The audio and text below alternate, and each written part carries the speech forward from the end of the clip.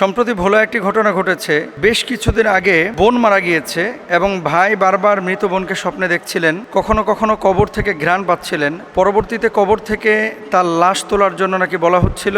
ভাই এলাকার মুরব্বীদেরকে নিয়ে কবর থেকে লাশ ওঠানোর জন্য কবর খোদাই করলেন এবং দেখতে পেলেন আসলে যেই স্বপ্নে বলা হয়েছিল যে তিনি কবরে জীবিত, তিনি জীবিত না, তার লাশ পচে গেছে। মৃত মেয়ে কবরের ভেতর জীবিত আছে এমন স্বপ্ন দেখার দাবি করে দাফনের 18 দিন পর কবর খুঁড়েছেন স্বজনরা। কবর খুঁড়ে মরদেহ দেখার পর ফের আগের মতো দাফন করা হয়। এমত অবস্থায় স্বপ্ন দেখলেই মৃত ব্যক্তির লাশ কবর থেকে উঠানো অথবা কবরে দেখা, কবর খোদাই করা, এগুলো ইসলাম অনুমোদন করে কি না? প্রথমত হচ্ছে, আমি এর আগে আলোচনা করেছি যে স্বপ্ন হচ্ছে তিন ধরনের। যে আন আবি হুরায়রা রাদিয়াল্লাহু তাআলা আনহু আন নবী সাল্লাল্লাহু আলাইহি ওয়াসাল্লাম قال الرؤيا الصالحة بشرى من الله والرؤيا من تحرين الشيطان والرؤيا مما يحدث المرء نفسه। কিছু স্বপ্ন আছে যেটা আল্লাহর পক্ষ থেকে, কিছু স্বপ্ন আছে যেটা শয়তানের পক্ষ থেকে, আর কিছু স্বপ্ন আছে যেটা চিন্তাপ্রসূত মানুষ কি করে দেখতে পায়। এখন বোন মারা গিয়েছে, ভাই হয়তো বা তাকে নিয়ে বেশি ভাবেন, এজন্য স্বপ্নে কিছু দেখেছেন। কবর থেকে সুঘ্রাণ আসে, অনেক সময় আগরবাতি কবরের পাশে অনেকে জ্বালায়। ওই যে লাশ দাফনের পরে আপনার কি বলে ওটা, গোলাপ জল ছিটায়, আতর যেগুলো অতিরিক্ত বেঁচে যায় এগুলো কিন্তু কবরের উপরে অনেকে ছিটিয়ে দেয়, আপনারা নিশ্চয়ই দেখেছেন। এখন এই ঘ্রাণগুলোকে যদি অলৌকিক কোনো কিছু ভাবেন আপনি, বা অলৌকিক কোনো কিছু মনে করেন, এটা কিন্তু রং, এটা কিন্তু ইসলামী শরিয়ায় জায়েজ নাই। স্বপ্ন তিন প্রকার। আল্লাহর পক্ষ থেকে যে স্বপ্নটা হয় এটা সুসংবাদ। ভালো স্বপ্ন যদি আপনি দেখেন কোনো মৃত ব্যক্তির ব্যাপারে, চুপ থাকেন, তার জন্য দোয়া করেন। খারাপ স্বপ্ন যদি দেখেন তার জন্য কিছু সাদাকা করেন, আল্লাহর কাছে বলেন, আল্লাহর কাছে দোয়া করেন তার জন্য। আর কিছু স্বপ্ন আছে যে একটা মানুষকে আপনি সারাক্ষণ ভাবছেন, ভাবার পরে আপনি স্বপ্নে দেখলেন ওই ব্যক্তির কোনো একটা কাইফিয়ত বা অবস্থা, তাহলে এসব ক্ষেত্রে আপনার চুপ থাকাটা হচ্ছে শ্রেয়। এখন উনি বারবার বলতেছেন যে আমি স্বপ্নে দেখতেছি আমার বোন বলতেছে তিনি জীবিত কবরের মধ্যে। তো ভাই বোনকে জীবিত কতদিন আগে মারা গিয়েছে, লাশ খোদাই করে দেখতেছেন লাশ পচে গিয়েছে। তাহলে কি হলো? মৃত ব্যক্তির রুহ কষ্ট পাইল, আপনি মানুষের কাছে কিন্তু অসম্মানিত হলেন, লাঞ্ছিত হলেন। এই জন্য মানুষকে, মৃত ব্যক্তিকে কবরস্থ করার পরে এটা কোনোভাবেই সম্ভব না।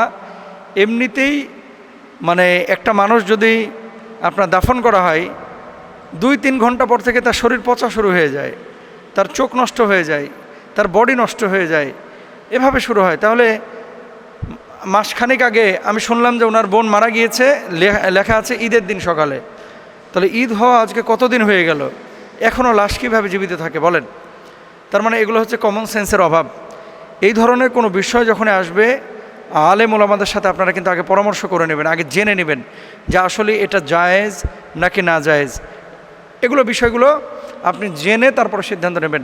হুট করে লাশ তুলবেন, এটা কিন্তু কোনোভাবে উচিত না। হ্যাঁ, রাষ্ট্রীয়ভাবে যদি কোনো তদন্তের প্রয়োজন হয়, যেমন কয়েকদিন আগেই সম্ভবত আদালতের রায় হয়েছে, কবে বাংলাদেশের একজন নায়ক 90-এর দশকে আমরা যখন ছোট ছিলাম, কি সালমান শাহ নাকি মারা গিয়েছিল, তার লাশও নাকি তোলা হবে তদন্তের জন্য।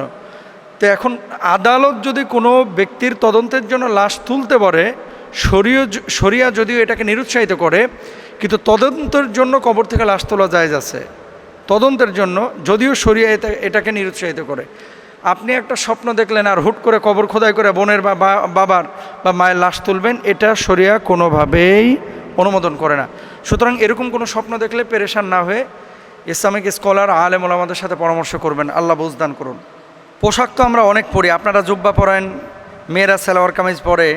কোন পোশাক দিয়ে আসলে পর্দা হয় না বা সতর আবৃত হয় না, পরলেও গুনাহ হয়, এরকম কোনো পোশাকের যদি দিক নির্দেশনা আমাদেরকে দিতেন। হ্যাঁ, এটা ভেরি ভেরি ইম্পর্ট্যান্ট একটা বিষয়। দেখেন, 3 ধরনের পোশাক আছে যে পোশাকগুলো আপনি পরিধান করলে পর্দার দাবি আদায় হবে না এবং এটা দিয়ে কখনোই পর্দা সম্ভব না। কয় ধরনের? 3 ধরনের। এই পোশাকগুলো যদি আপনি পরেন তাহলে আপনার গুনাহ হবে। পোশাকের উদ্দেশ্য হচ্ছে ওয়ালিবাসা ইউয়ারি সাওআতিকুম ওয়ারিশা। আল্লাহ সুবহানাহু ওয়া তাআলা পোশাক যে দিয়েছেন এটার মাকসাদ কিন্তু 2টা।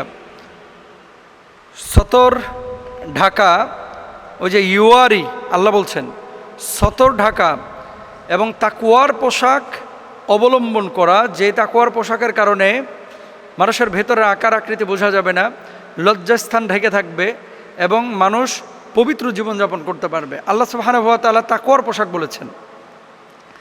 এখন আমাদের মেয়েরা সালোয়ার কামিজ পরে, ছেলেরা কেউ জুব্বা পরে, কেউ কোট্টাই পরে, কেউ প্যান্ট পরে, কেউ চিপা প্যান্ট পরে, কেউ ফাটা প্যান্ট পরে, কেউ ছিঁড়া প্যান্ট পরে। এখন তো ছিঁড়া ফাটা যত বেশি, ফ্যাশনও তত বেশি, তাই না?